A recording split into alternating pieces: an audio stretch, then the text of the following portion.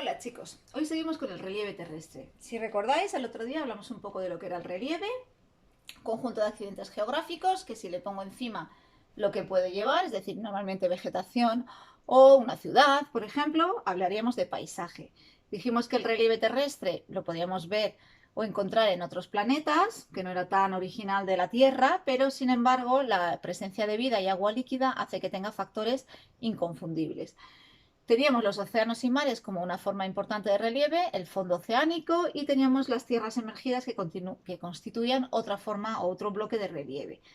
Eh, Dijimos que el relieve se formaba muchas veces porque los agentes geológicos internos subían el terreno y los externos lo rebajaban, y al final podíamos determinar que un paisaje que fuera muy picudo, muy montañoso, eran paisajes jóvenes, y aquellos paisajes más suaves, más alomados, los montes por ejemplo, en vez de la sierra, ¿vale? Pues se formaba porque el paisaje ya llevaba varios años sufriendo la erosión del agua, y entonces daba lugar a formas más suaves del terreno, hasta que llegaba un momento en el que se generaba una llanura. La llanura era como la forma ya más vieja del terreno, en la que ya el agua por fin había conseguido eliminar cualquier tipo de accidente geográfico.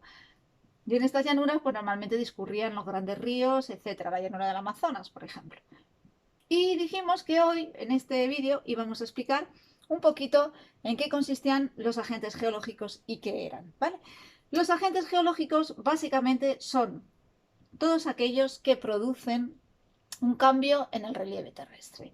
Los agentes geológicos se fijan en dos grandes grupos, o se determinan en dos grandes grupos: unos que provienen del enfriamiento, se generan por el enfriamiento del planeta Tierra. El planeta Tierra por dentro, ya sabéis que el núcleo, ¿vale?, el manto, están a altas temperaturas, están en estado semifundido o fundido, y eso se está enfriando, ¿de acuerdo? O sea, es como un bollo que sacas del horno y la parte de dentro está todavía caliente, aunque la parte de fuera pues ya está crujientita, ¿de acuerdo? O el pan.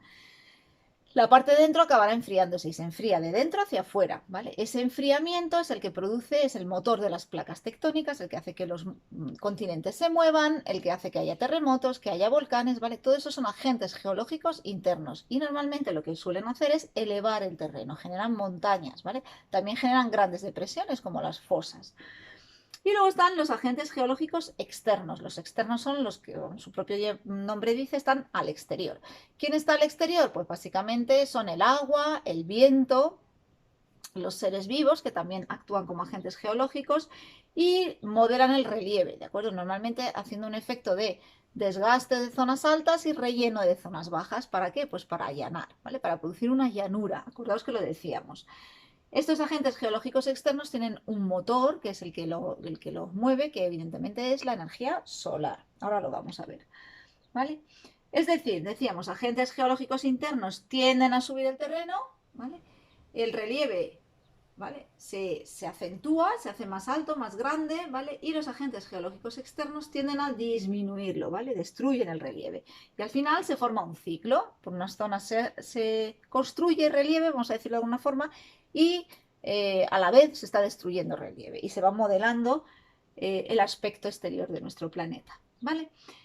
Por repasarlo un poquito: agentes geológicos, los externos, que ahora los veremos, y los internos. Los internos son producidos o producen o generan el movimiento de las placas litosféricas, ¿vale?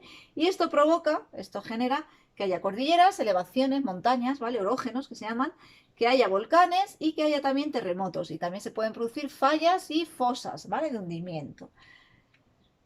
Volcanes, ya los conocéis, ¿vale? La fosa, que es cuando se hunde, ¿vale? Las cordilleras que se forman por la subducción, ¿vale?, la destrucción de la placa litosférica, ¿vale? Pues todo esto formaría parte del relieve generado por agentes geológicos internos.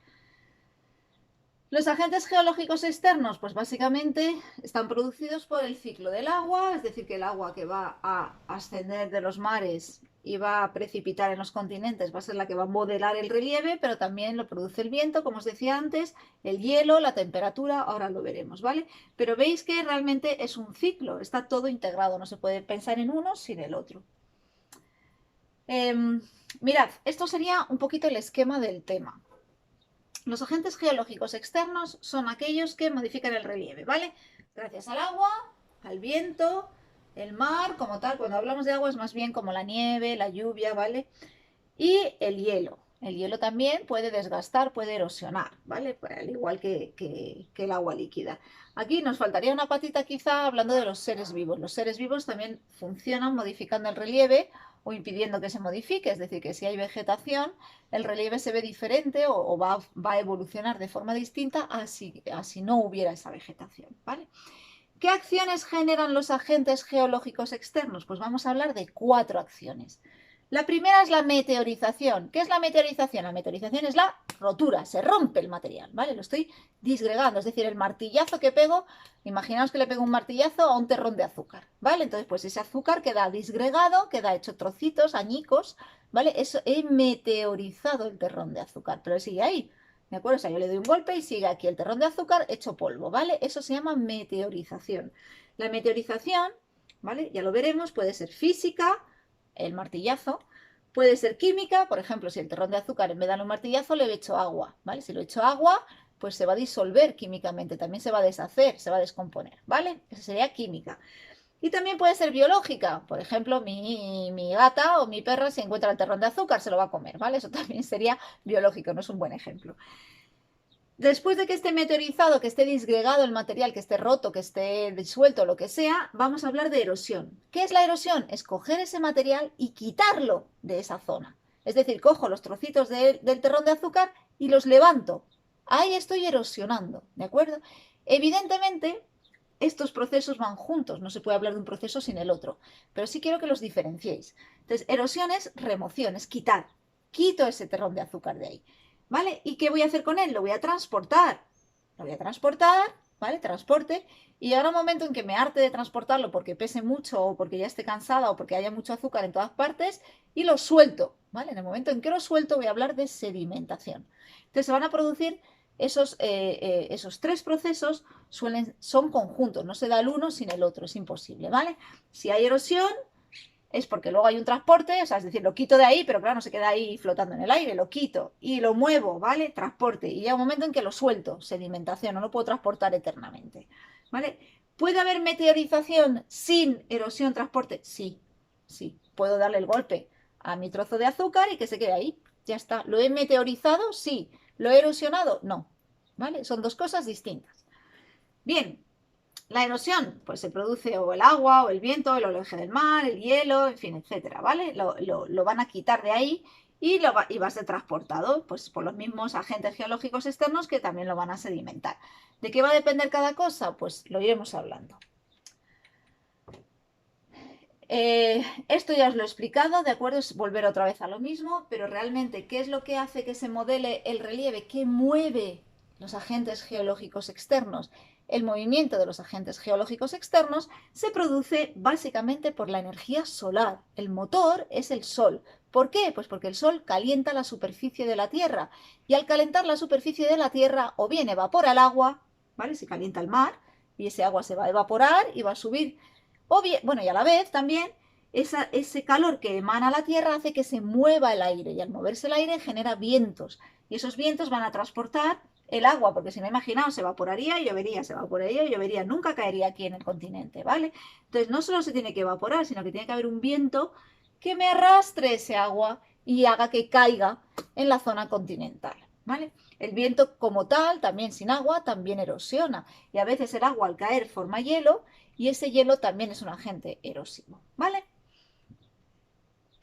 Lo que os decía aquí, un poquito el resumen, ¿de acuerdo? La meteorización, que es la fragmentación, la erosión sería quitar ese trozo, ¿vale? Que se va a ser transportado y acabará siendo sedimentado. En un paisaje, normalmente se divide más o menos en franjas donde se produce sobre todo un fenómeno, ¿vale? La meteorización se produce en todo el terreno, generalmente todo el terreno está influenciado por los agentes meteorológicos, pero luego lo que es la erosión, el transporte y la sedimentación suele predominar en algunas zonas. Por ejemplo, en las zonas altas, las montañas, suele predominar la erosión junto con el transporte. Es decir, que va a haber una erosión, se va a retirar ese material de forma habitual, ¿vale? De estas zonas y va a ser transportado. Se transportará en la zona media, sobre todo, y ¿qué ocurrirá? Pues que en las zonas bajas se depositará, se sedimentará. Muchas veces se sedimenta en el mar, en el océano es donde van a parar casi todos los sedimentos, ¿vale? Y forman además nuevas rocas, que son las rocas sedimentarias. Y otras veces pues son en las grandes llanuras, ¿de acuerdo? Se forman grandes llanuras y se va allanando. Entonces, en las partes altas predomina la erosión, en las partes intermedias el transporte y en las partes bajas la sedimentación. Aunque en todas ellas se dan todos los procesos, simplemente se habla de predominancia, ¿vale? Que es lo que más predomina. Eh, Espero que hayáis entendido. El próximo día pues ya hablamos un poquito de los tipos de meteorización, los tipos de erosión, transporte y sedimentación.